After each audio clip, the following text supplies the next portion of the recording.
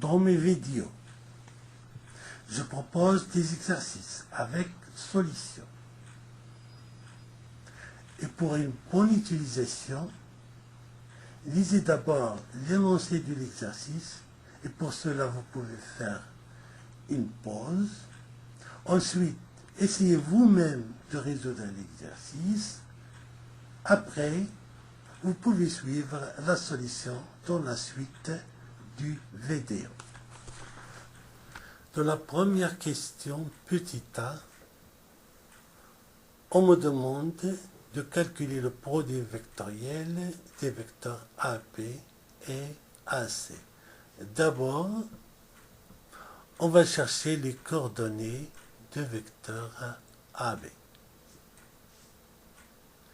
Les coordonnées de vecteur AB, je fais xb moins xa, c'est-à-dire 1 moins 1, ça donne 2. Moins 6, moins 2, ça donne moins 8. Moins 1, ça donne moins 2. La même chose pour le vecteur AC.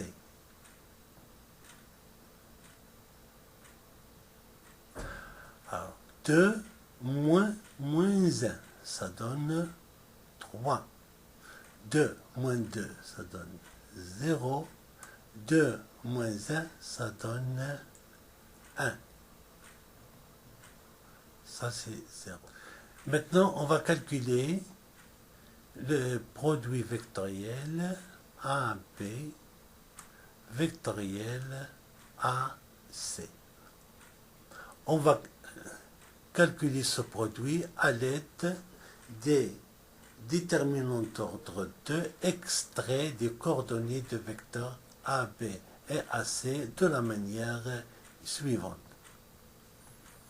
Alors, je commence par le déterminant moins 8, moins 2, 0, 1. Donc, moins 8, moins 2, 0, 1. Moins 8, moins 2, 0, 1. Ça, c'est le coordonnée de vecteur I. Moins. Le deuxième déterminant, je prends 2. Ici, le correspondant, c'est 3. Après, je prends moins 2. Le correspondant, c'est 1.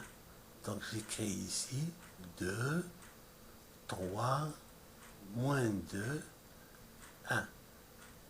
Ça, c'est le vecteur J.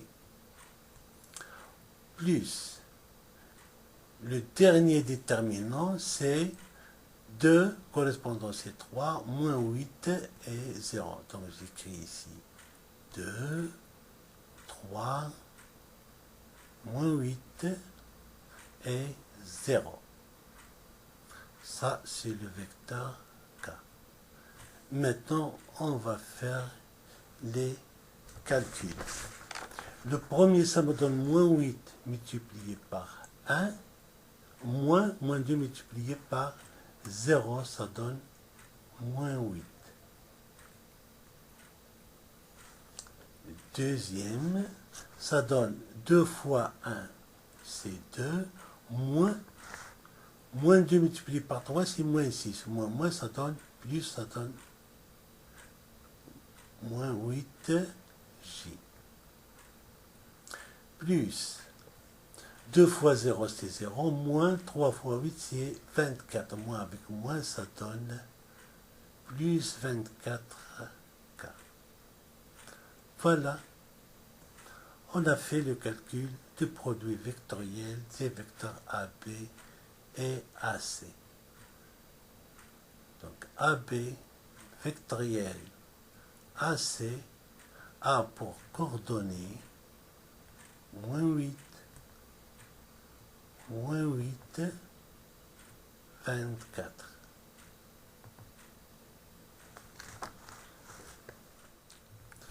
Dans la question petit b de première question, on me demande de déterminer une équation cartésienne du plan Q contenant les 3 points A, B et C. Avant de commencer, on va utiliser le logiciel de GeoGebra pour illustrer la situation. Bien sûr, ce n'est pas demandé dans l'exercice. Voilà un repère orthonormé de dimension 3 avec l'axe des X, c'est l'axe en rouge, l'axe des Y, c'est lui coloré en vert, et l'axe des Z coloré en bleu. Voilà les axes. Maintenant, on va placer les points A, B et C. Voilà le point A. Après le point B. Et enfin, c'est le point C. Alors, les voilà le point A, B et C. Maintenant, je vais considérer le plan Q passant par les points A, B et C. Alors, voilà le plan, c'est lui coloré en bleu. C'est le plan passant par les points A, B et C. Voilà.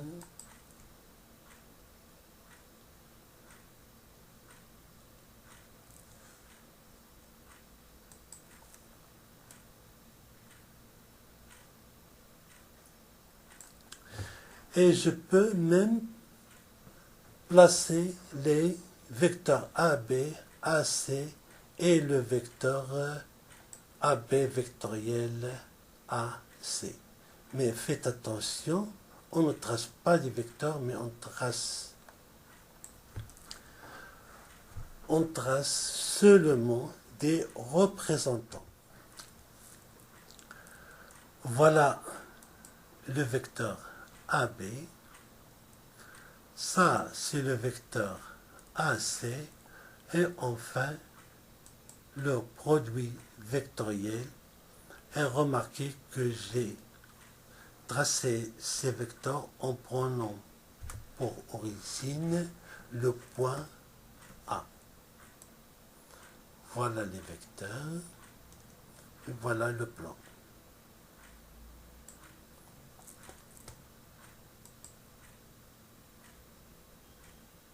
Remarquez une chose, c'est que le produit vectoriel des vecteurs A, B et AC, c'est un vecteur qui est normal au plan Q. Voilà, ici j'ai noté le vecteur U, c'est le produit vectoriel des vecteurs A, B et AC. On sait d'après la première question, ou bien la question petit a, U il est de coordonnées -8, -8, 24. Et j'ai ici le point A, qui a pour coordonnées -1, 2, 1.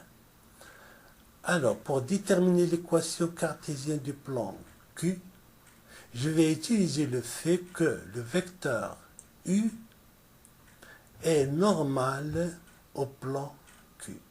C'est-à-dire que U, le vecteur U, il est orthogonal à tout vecteur contenant dans le plan Q. Alors, prenons un point M de coordonnées X, Y, Z appartenant au plan Q. Je prends par exemple le point A et je constitue le vecteur AM. Alors je sais que le vecteur AM il est orthogonal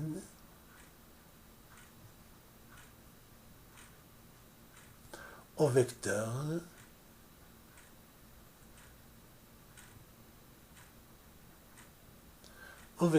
U.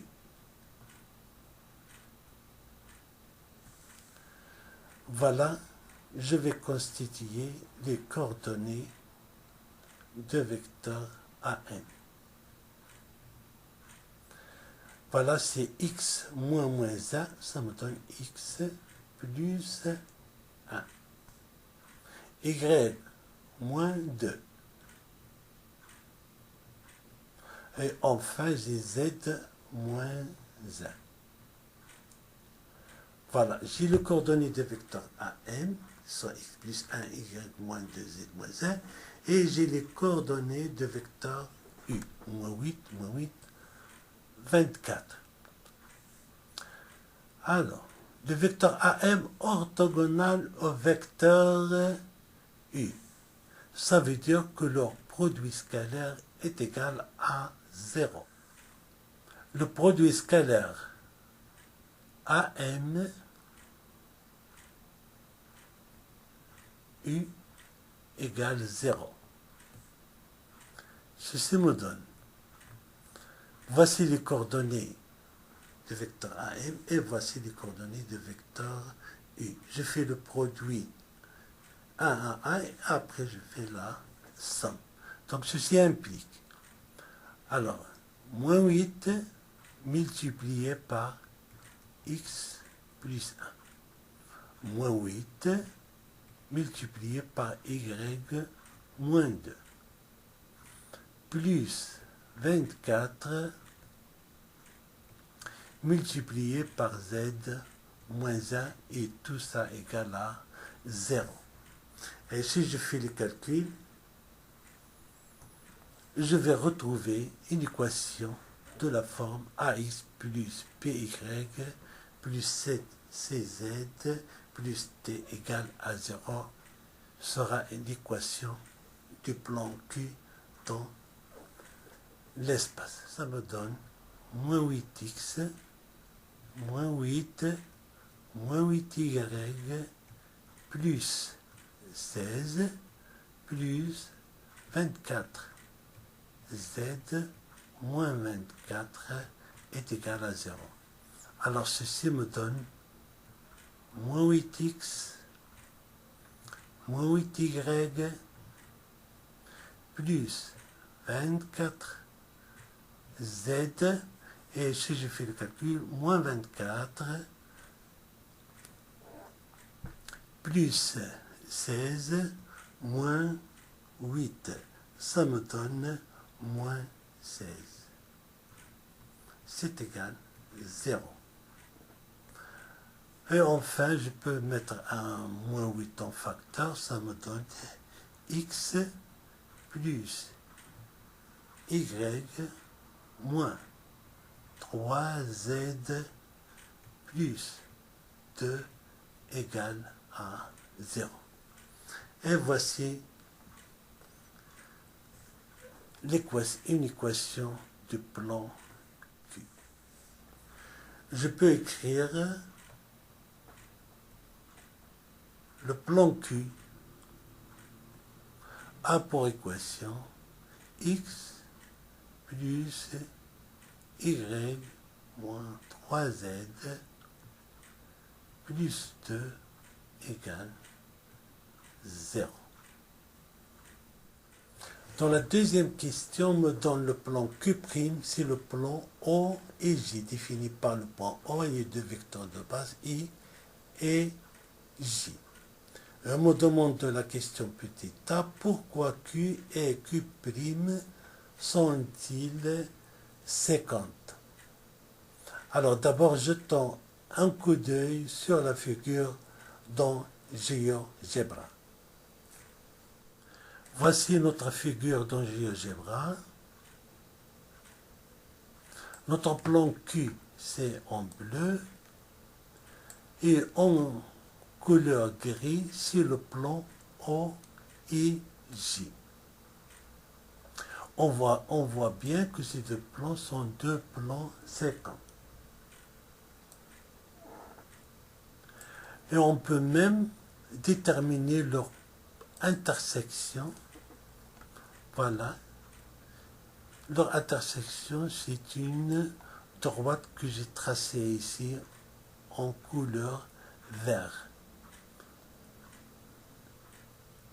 Et je peux faire tourner la figure, et vous voyez bien. ce qui se passe.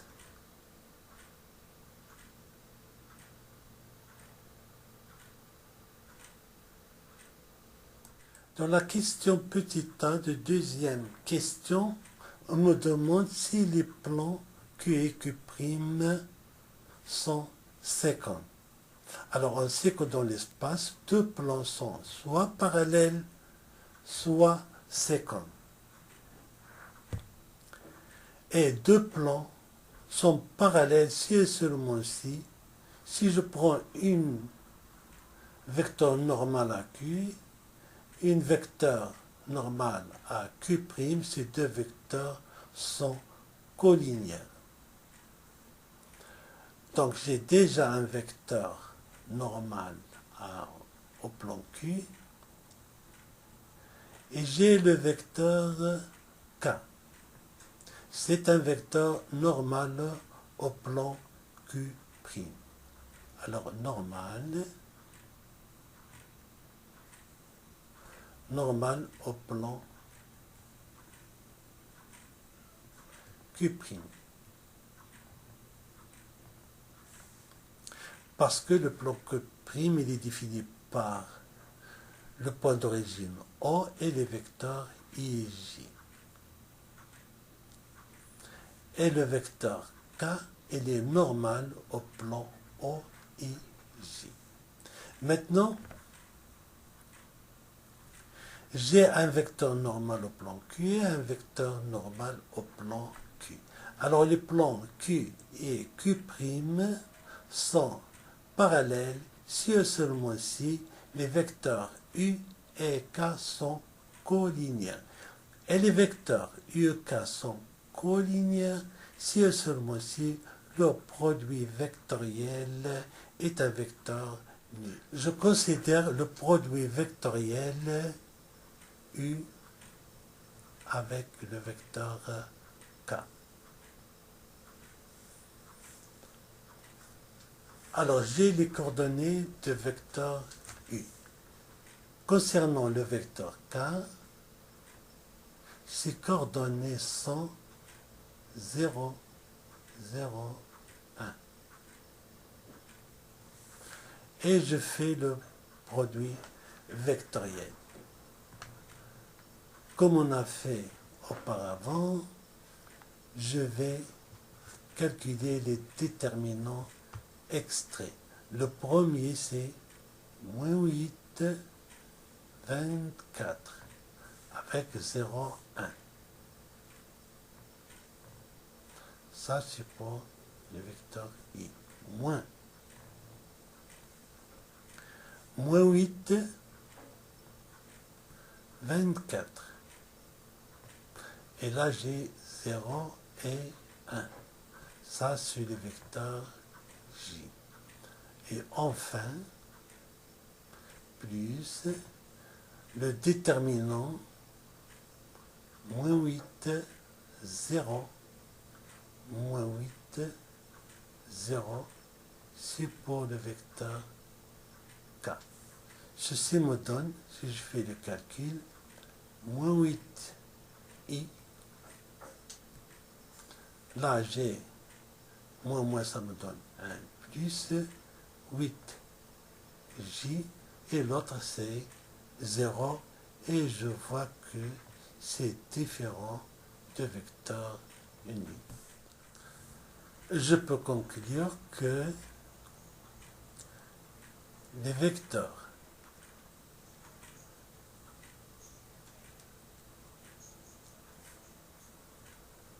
le vecteur U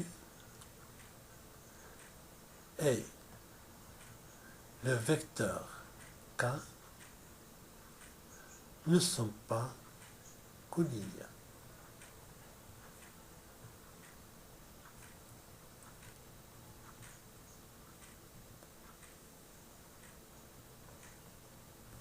Alors, si les vecteurs U et K ne sont pas collinéaires, les plans Q, donc, les plans Q et Q' ne sont pas parallèles, donc elles sont 50. Ne sont pas parallèles.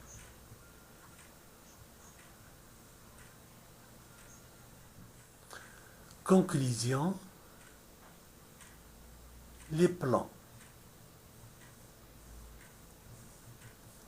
Le plan Q et Q' sont 50.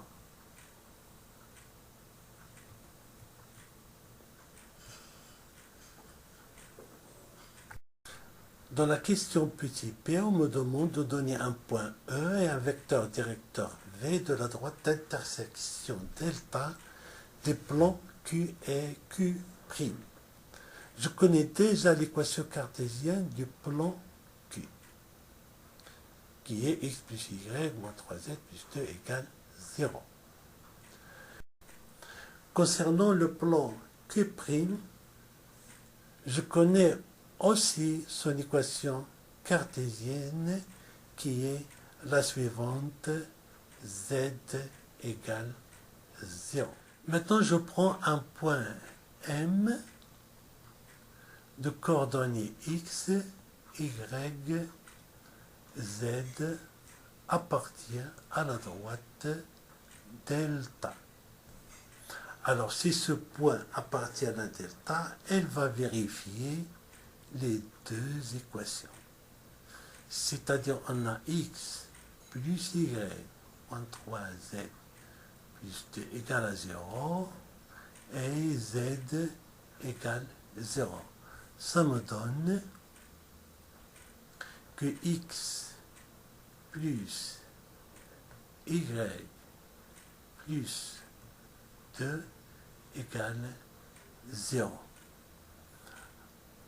Voilà, je pose x est égal à lambda avec lambda appartenant à R. Ça me donne x égale lambda, y égale, et d'après cette relation 1, y est égal à moins 2 moins lambda. X est égal à lambda. Enfin, on sait que z égale 0. Je reconnais ici une équation paramétrique, c'est l'équation paramétrique de la droite delta. Donc je peux conclure que la droite delta passe par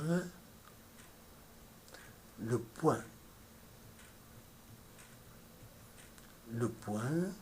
E de coordonnées. Alors j'ai ici le A c'est 0, B c'est moins 2, C c'est 0. Et un vecteur directeur de delta, deux points, c'est le vecteur V. Voilà, je prends les coefficients de lambda.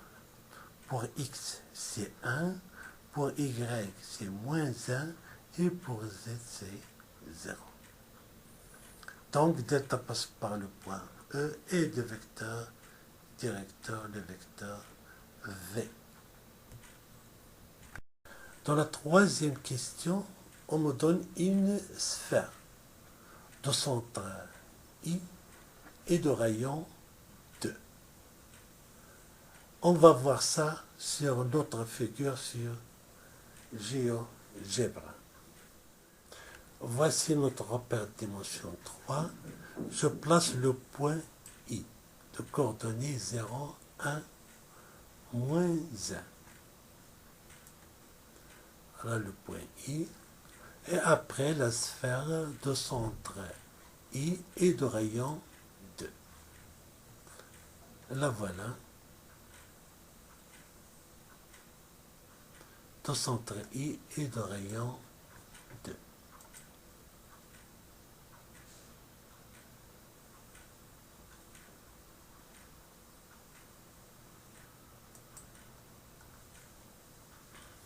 On me demande dans cette question de donner une équation cartésienne d'une sphère de centre I et de rayon 2.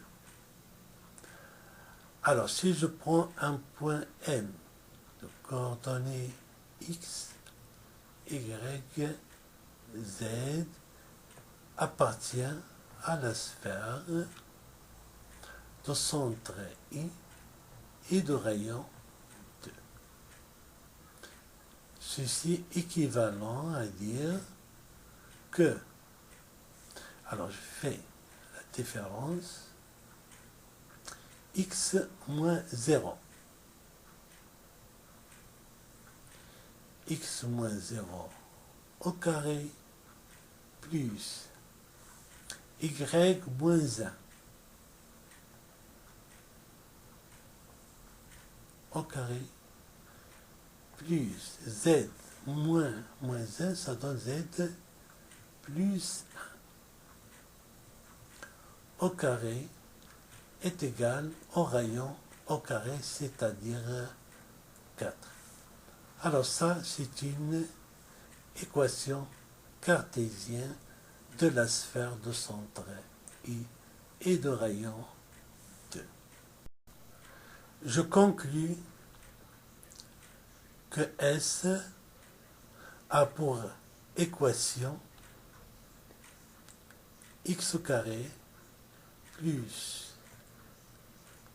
y moins 1 au carré plus z plus 1 au carré est égal à 4.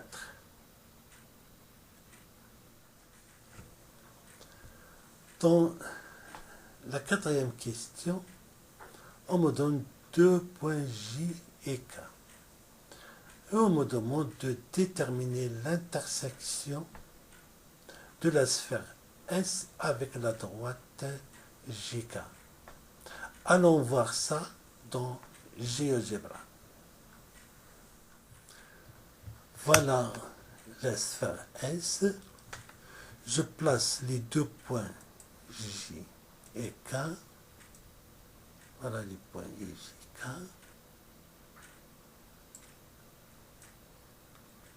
Après, je vais considérer la droite KG. C'est la droite passant par ces 2 points J et K. Et je considère l'intersection de cette droite colorée en vert avec la sphère. Ces points sont les suivants. Voilà les 2 points. Ils sont là.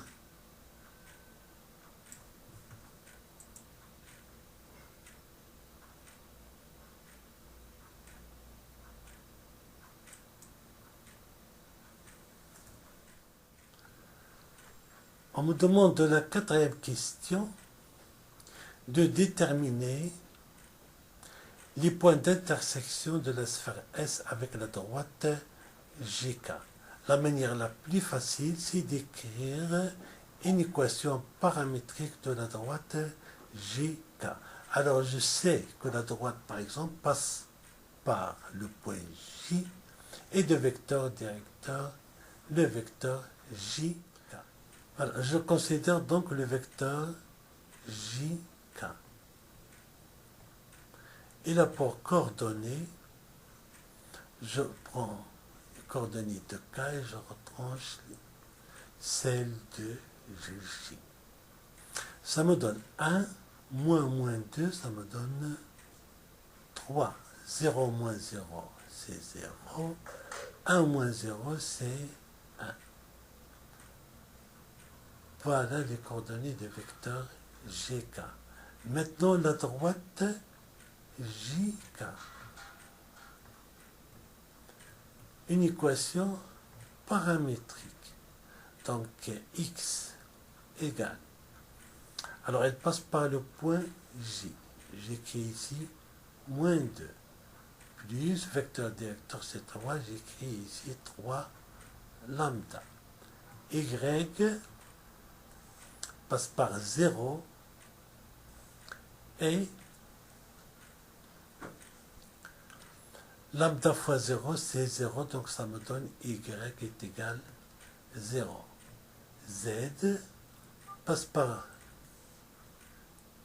le point J ici c'est 0 plus lambda fois 1, c'est-à-dire lambda. Alors un point M appartenant à l'intersection de S et la droite GK, il doit vérifier les deux équations. Il doit vérifier l'équation 1 et l'équation 2 en même temps. Donc je remplace X, Y, Z dans l'équation, ça me donne moins 2 plus 3 lambda au carré plus y c'est 0, ça me donne moins 1 au carré plus z c'est lambda, ça me donne c'est lambda plus 1, le tout au carré c'est égal à 4. J'ai remplacé les coordonnées de x dans la droite GK dans l'équation cartésienne de la sphère S. Et je fais mes calculs. Ça me donne. Ici, 2 au carré, ça me donne 4, moins 2 fois 2, c'est 4 fois 3, c'est 12, lambda, plus 9, lambda carré. Moins 1, c'est 1, plus lambda carré, plus 2 lambda, plus 1 est égal à 4. Si je fais mes calculs, ça me donne enfin 5 lambda carré moins 5 lambda plus 1 égale 0. On se ramène donc à une équation de second degré. L'inconnu, c'est lambda. Je calcule delta. Delta égale à moins b au carré, moins 4ac, ça me donne 25 moins 20, c'est égal à 5. Alors j'ai deux solutions, lambda 1, qui est égal à moins b, c'est-à-dire 5, moins racine de 5, ou bien plus racine de 5, sur 2a, c'est-à-dire sur 10. Et une deuxième solution, lambda 2, est égal à 5, moins racine de 5, le tout divisé par 10. Maintenant, j'ai trouvé les valeurs de lambda 1, lambda 2, et il suffit de remplacer dans l'équation paramétrique de la droite GK lambda par ces valeurs, et par conséquent, j'obtiens deux points d'intersection de la sphère S avec la droite GK. Donc, ces points sont les suivants. Il y a un point F, je remplace dans l'équation paramétrique de la droite GK lambda par lambda 1. Donc x est égal à moins 2 plus 3 lambda 1. Y, c'est 0. Z, c'est lambda 1. Et j'ai un deuxième point que je vais l'appeler. Ça, c'est F1 et ça, c'est F2. Deuxième point F2, c'est x est égal moins 2 plus 3 lambda 2, y égale 0 et z est égal lambda 2. F1. Donc les coordonnées de F1. Après calcul, je trouve moins 5 plus 3 racine de 5 sur 10. Y, c'est 0. Z, c'est 5 plus racine de 5, le tout sur 10. Voici les coordonnées du premier point F1. Et j'ai le point F2. Ça me donne moins 5, moins 3, racine de 5, divisé par 10. Y, c'est 0. Z, c'est 5, moins racine de 5, divisé par 10. Voilà les points F1 et F2, intersection de la droite IJ avec la sphère S.